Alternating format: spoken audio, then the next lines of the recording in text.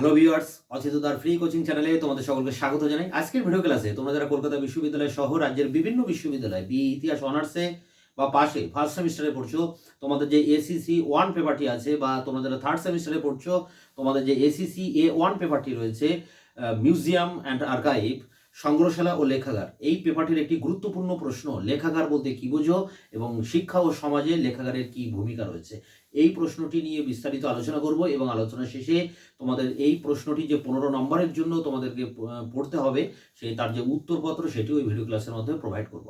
এর আগে একটু বলে নিই যে এই পেপারটির মানে এই লেখাগার এবং আর্কাইভ বা মিউজিয়াম বা সংগ্রহশালা, এই যে পেপারটি, এই পেপারটির সিলেবাস নিয়ে আমি বিস্তারিত আলোচনা করেছি, ডিসকাস করেছি আমার এর পূর্ববর্তী ভিডিওতে, তোমরা সেটা দেখে নিতে পারো। এছাড়া তোমাদের এই পেপারটির যে ইম্পর্টেন্ট প্রশ্নগুলো এবার পরীক্ষার জন্য গুরুত্বপূর্ণ, প্রত্যেকটি প্রশ্নের উত্তর আমি এরকম ভিডিও লেকচার ক্লাসের মাধ্যমে তা সুন্দর করে বুঝিয়ে দিয়েছি এবং তার উত্তরপত্রটিও আমি প্রোভাইড করেছি। সেই সব ভিডিওগুলো মানে কোন কোন প্রশ্ন একটু বলে দিই। সংগ্রহশালা কাকে বলে, সংগ্রহশালার শ্রেণী বিভাগ; লেখাগার কাকে বলে, লেখাগারের শ্রেণী বিভাগ; সংগ্রহশালার প্রদর্শন নীতি, এই প্রশ্নগুলোর ভিডিও ক্লাস আমি এর আগের ভিডিওগুলোতে দিয়েছি এবং তার লিঙ্ক আমার এই ভিডিওর ডেসক্রিপশন বক্সে দেওয়া থাকবে, তোমরা সেই ভিডিওগুলো কিন্তু দেখে নিতে পারো। এছাড়া তোমাদের বাকি যে ইম্পর্টেন্ট প্রশ্ন আরও দু একটি রয়েছে, যেমন ভারতের লেখাগারের ইতিহাস, ভারতের সংগ্রহশালার ইতিহাস, সংগ্রহশালার কার্যাবলী, এইসব প্রশ্নগুলোর ভিডিও ক্লাস আমি খুব দ্রুত আমার এই চ্যানেলে দেবো। তাই তোমরা যারা আমার চ্যানেলকে এখনও সাবস্ক্রাইব করোনি তারা দ্রুত সাবস্ক্রাইব করবে, যাতে আমি নতুন ভিডিও ক্লাস দিলেই তোমরা সঙ্গে সঙ্গে তার নোটিফিকেশন পেতে পারো। এখন আমরা চলে আসি আমাদের মূল প্রশ্নে। আমরা প্রশ্নটি কি আছে একবার দেখে নেবো। দেখো, লেখাগার কাকে বলে, লেখাগার মানে আর্কাইভ কাকে বলে এবং শিক্ষা সমাজে লেখাগারের কি অবদান রয়েছে, এই লেখাগারের প্রভাবটা কি পড়ছে শিক্ষার ক্ষেত্রে এবং সমাজের ক্ষেত্রে। 15 নম্বর। লেখাগার কাকে বলে 5 নম্বর, আর শিক্ষা সমাজে লেখাগারের ভূমিকা 10 নম্বর। তা লেখাগার কাকে বলে এর আগের ভিডিওতে যদিও আমি বলেছি, তবু সংক্ষিপ্তভাবে এইটুকু বলা যায় যে লেখাগার মানে আর্কাইভস। তা আর্কাইভ ইংরেজিতে বলা হয়, বাংলায় একে বলা হয় মহাপেশখানা বা লেখাগার বা অভিলেখাগার। হলো আসলে ঐতিহাসিক নথি সমগ্র, যাকে বলা যায় হিস্টোরিক্যাল রেকর্ড, বা এই রেকর্ডগুলো রাখার যে ঘর, গৃহ, তাকে আমরা বলবো লেখাগার। হ্যাঁ, শুধুমাত্র ইতিহাস জানার জন্য নয়, এই লেখাগারে যে সংরক্ষিত নথি তা পরবর্তীকালে বিভিন্ন যে প্রশাসনিক বা আইনগত যে বা বিচার সংক্রান্ত যে বিবাদ, সেই বিবাদের মীমাংসার জন্য, বিভিন্ন বাণিজ্যিক কার্যকলাপের জন্য এবং বিভিন্ন প্রশাসনিক এবং সামাজিক দলিল হিসাবেও কিন্তু এগুলো কাজে লাগে। তাই লেখাগারের সাধারণত যেসব নথিপত্র থাকে, সরকারি নথিপত্র, যেমন বিভিন্ন প্রশাসনিক কাগজপত্র, বিচার বিভাগের কাগজপত্র বা সরকারি দলিলপত্র, দুষ্প্রাপ্য বই, দুষ্প্রাপ্য পাণ্ডুলিপি, মানচিত্র, সরকারি বিভিন্ন যত কাগজপত্র আছে, সরকারি কাগজপত্র, এগুলোকে কিন্তু এখানে সংরক্ষণ করে রাখা হয় চিরস্থায়ীভাবে। এবং এগুলো কারা ব্যবহার করে? এগুলো ব্যবহার করে হচ্ছে বিভিন্ন ছাত্রছাত্রীরা ব্যবহার করে, শিক্ষকরা ব্যবহার করেন, অধ্যাপকরা ব্যবহার করেন, গবেষকরা করেন, চলচ্চিত্র পরিচালক, সাংবাদিকরা, আইনজ্ঞরা, তারা তাদের গবেষণার জন্য এই সংগ্রহশালা লেখাগার থেকে তারা তাদের নথি সংগ্রহ করে তারা গবেষণার কাজে এগিয়ে যান। তো সাধারণত সংগ্রহশালা যেমন প্রত্যেকটা মানুষের কাছে পরিচিত এবং সবার কাছে উন্মুক্ত, লেখাগার কিন্তু সবার কাছে অতটা উন্মুক্ত নয়। এটা বিশেষ করে যারা গবেষণার কাজে যুক্ত তারাই এই লেখাগার ব্যবহার করে।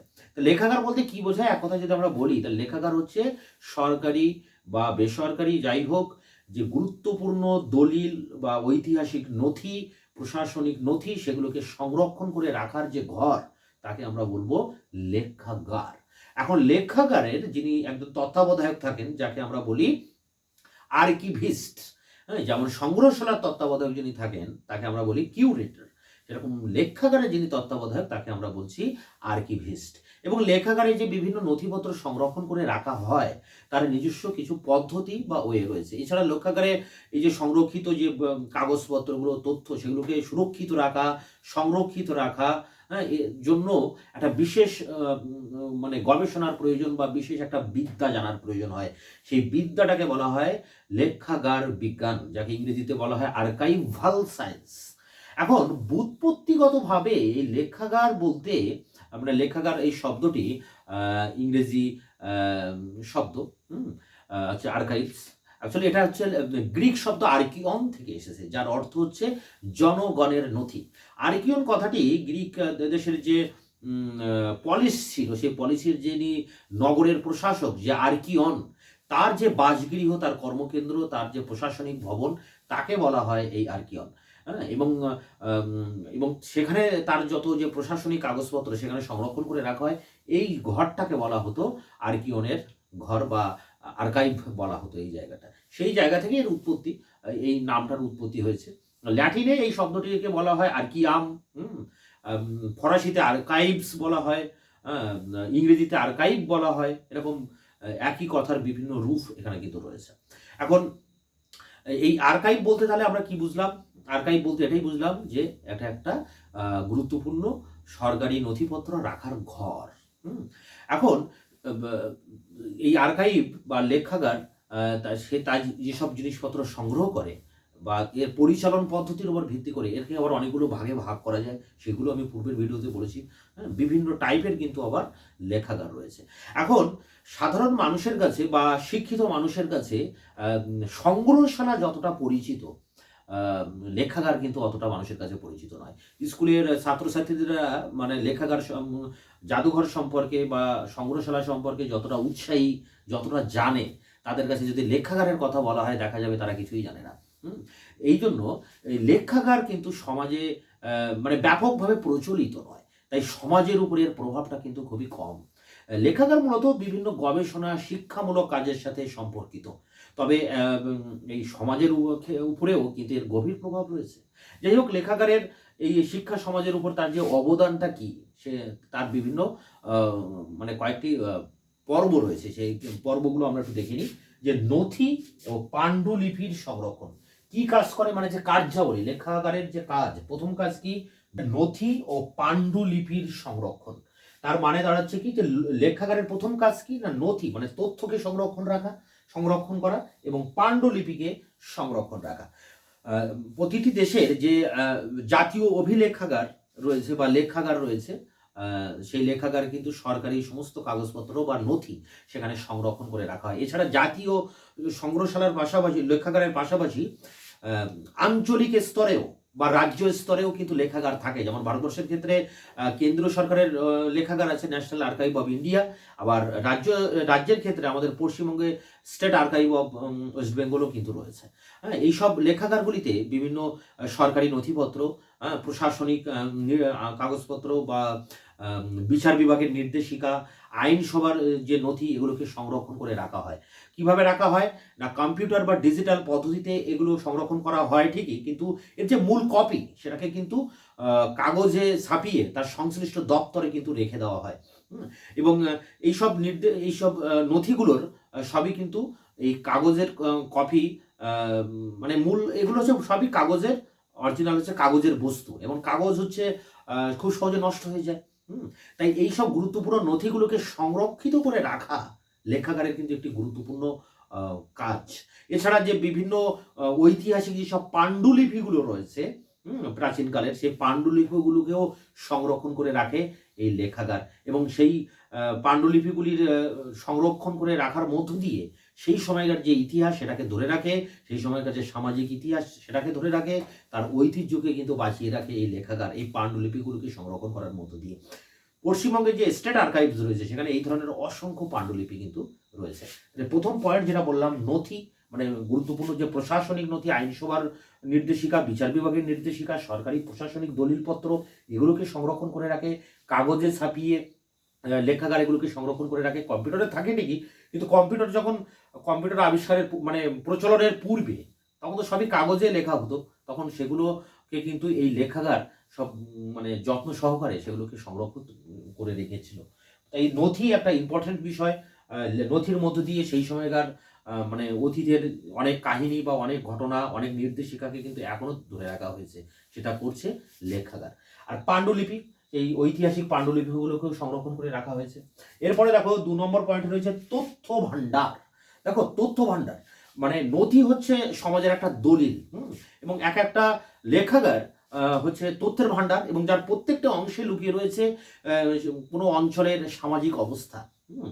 তাই এইসব তথ্যগুলি বিভিন্ন যে সরকারি বা বেসরকারি যে ঐতিহাসিক আম, যে নথি বা তার যে চর্চা, সেগুলোর মধ্যে দিয়ে যে কোনো অঞ্চলের যে সামাজিক অবস্থা সেটাকে কিন্তু ধরে রাখে।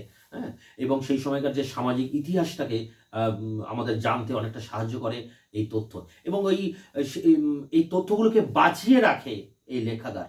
কোনো একটা সময়কার বা কোনো পূর্ববর্তী কোনো যুগের যে সামাজিক অবস্থা, সেগুলোকে মানুষের সামনে বাঁচিয়ে রাখে, যাতে তুলে ধরে এই লেখাগার। তাই এই যে তথ্যের ভান্ডার বলা হয় এখানে এই লেখাগারকে।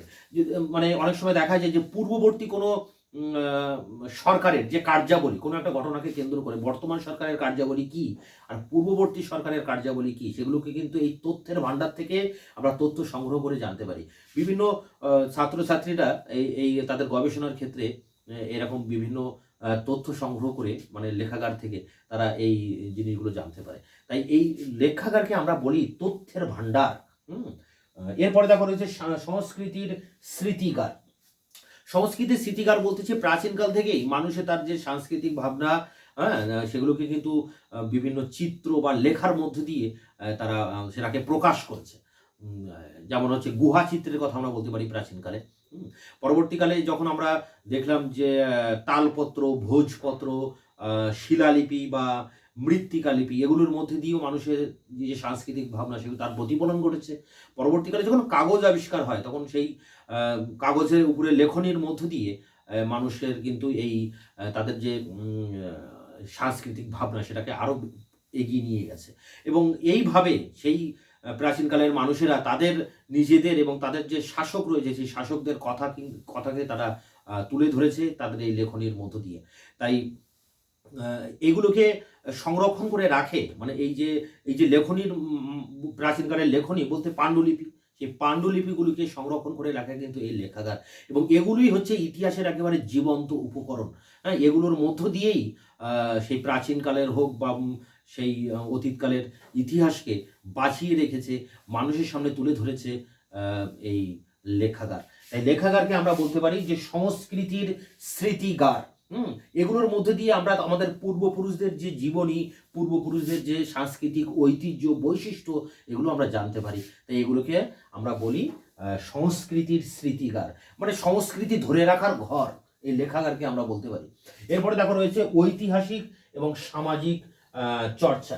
লেখাগারগুলোর সাধারণত এর প্রধান কাজ হচ্ছে যে বিভিন্ন গবেষণামূলক কাজে এগুলোকে সাহায্য করা।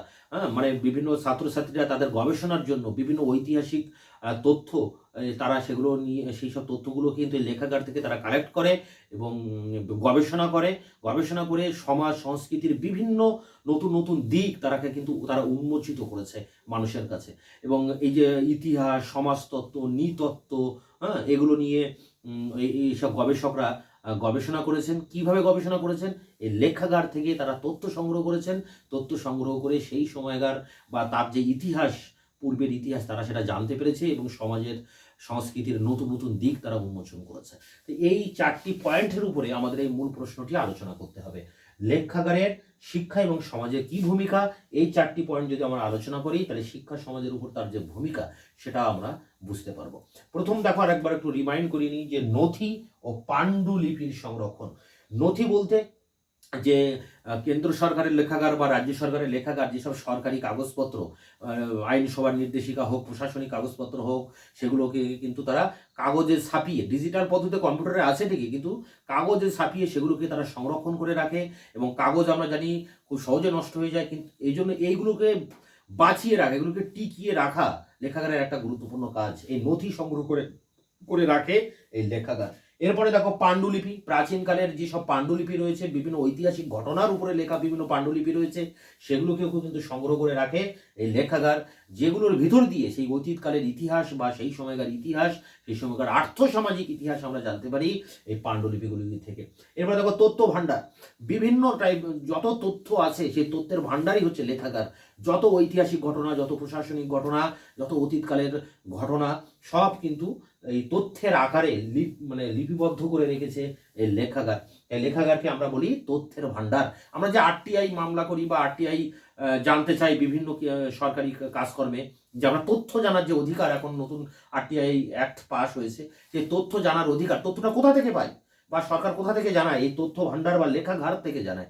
লেখাগারে যে তথ্য ভাণ্ডার আছে সেখান থেকে আমরা কিন্তু তথ্যটা জানতে পারি। তাই এই লেখাগারের একটা প্রধান কাজ হচ্ছে এই তথ্য ভাণ্ডার, এবং যার ভিতর দিয়ে কোনো না কোনো সমাজের আর্থসামাজিক ইতিহাস জানতে পারি, সেই সমাজের অবস্থা কেমন আছে সেটা জানতে পারি।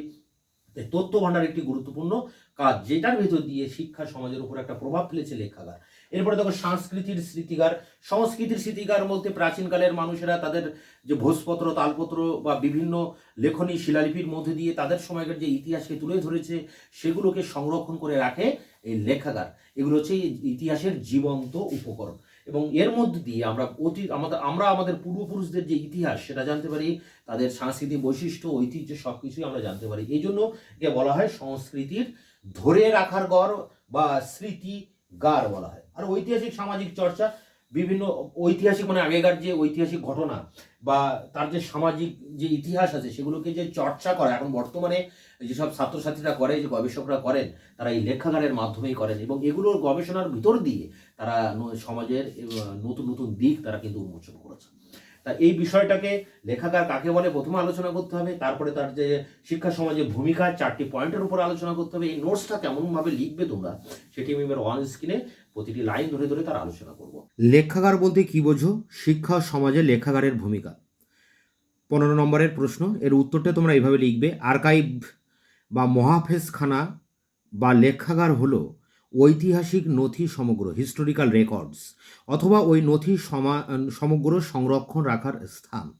শুধুমাত্র ইতিহাস জানা নয়, লেখাগার সংরক্ষিত নথি পরবর্তীকালে আইনগত বিবাদ মেটানো, বাণিজ্যিক ব্যবহার, প্রশাসনিক ও সামাজিক দলিল হিসাবে কাজে লাগে। লেখাগারে সাধারণত সাংস্কৃতিক, ঐতিহাসিক এবং প্রশাসনিক গুরুত্বপূর্ণ নথি চিরস্থায়ী সংরক্ষণের জন্য রাখা হয়।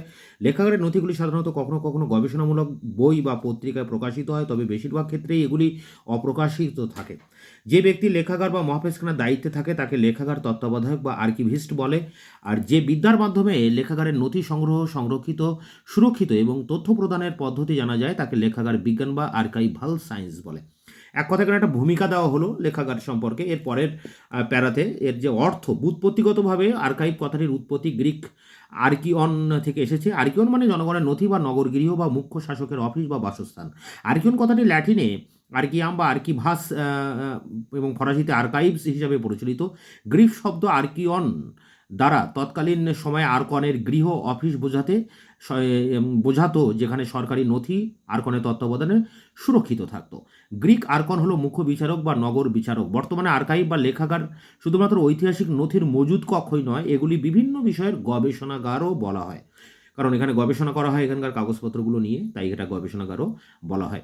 এর পরের প্যারায় দেখো, সংগ্রহশালা যেমন একটি বহুল প্রচলিত সংস্থা, শিক্ষিত অশিক্ষিত সমস্ত মানুষই সংগ্রহশালা বা মিউজিয়াম বললে এক কথায় বুঝে যায়, কিন্তু লেখাগার বা আর্কাইভ সমাজের খুব সীমিত সংখ্যক মানুষের কাছে পরিচিত। শিশু বা বিদ্যালয়ের ছাত্রছাত্রীদের কাছে সংগ্রহশালা যেমনভাবে পরিচিত, দেখা যাবে অনেক বিদ্যালয়ের শিক্ষার্থী হয়তো লেখাগার বা আর্কাইভ কী তা জানে না। সুতরাং লেখাগারের প্রচলন কম হওয়ায় তা সমাজের প্রভাবও কম। আসলে লেখাগার শিক্ষা এবং গবেষণার সঙ্গে ওতপ্রোতভাবে জড়িত, তাই বেশিরভাগ ক্ষেত্রেই লেখাগারের ভূমিকা শিক্ষা ও গবেষণায় আবর্তিত।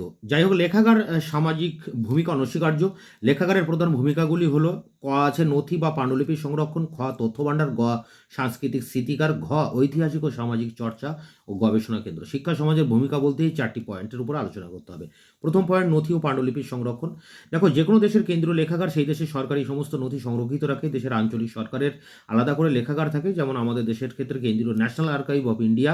রাজ্য ভিত্তিক আর্কাইভের মধ্যে পশ্চিমবঙ্গ রাজ্য লেখাগার উল্লেখযোগ্য। বর্তমানে সরকারি নির্দেশিকা, আইনসভা তথ্য, বিচার বিভাগীয় নির্দেশিকা প্রভৃতি কম্পিউটারের মাধ্যমে বিতরণ সংরক্ষণ হলেও তার মূল কপি কাগজে ছাপিয়ে সংশ্লিষ্ট দপ্তরে রাখা হয়। তাছাড়া ডিজিটাল যুগ আসার পূর্বে সরকারি ও সমস্ত তথ্যই কাগজে লিপিবদ্ধ করা হতো। সুতরাং এইসব সরকারি নথির সবই প্রায় কাগজের বস্তু। আর আমরা জানি কাগজ এমন একটা বস্তু যা সহজে নষ্ট হয়ে যেতে পারে। এই বিপুল গুরুত্বপূর্ণ নথিকে সঠিকভাবে সুরক্ষিত রাখাটা লেখাগারের একটি গুরুত্বপূর্ণ দায়িত্ব।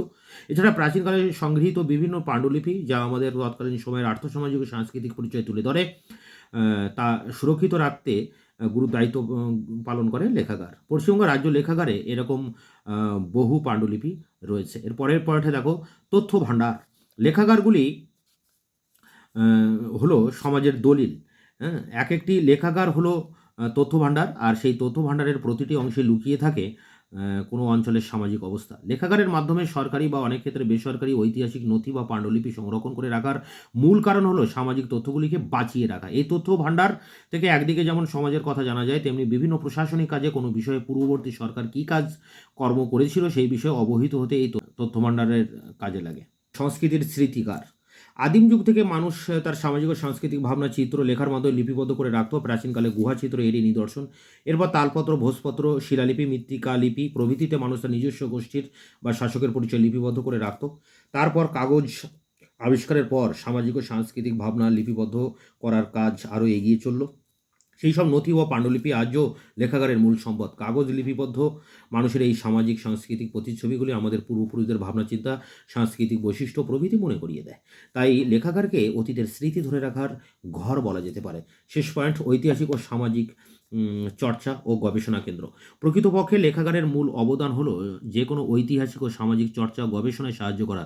ইতিহাস, প্রত্নতত্ত্ব, সমাজবিজ্ঞান, নৃতত্ত্ব প্রভৃতি ছাত্রছাত্রীরা তাদের বিষয় সম্পর্কিত অগাধ জ্ঞান পেতে পারে লেখাগার থেকে।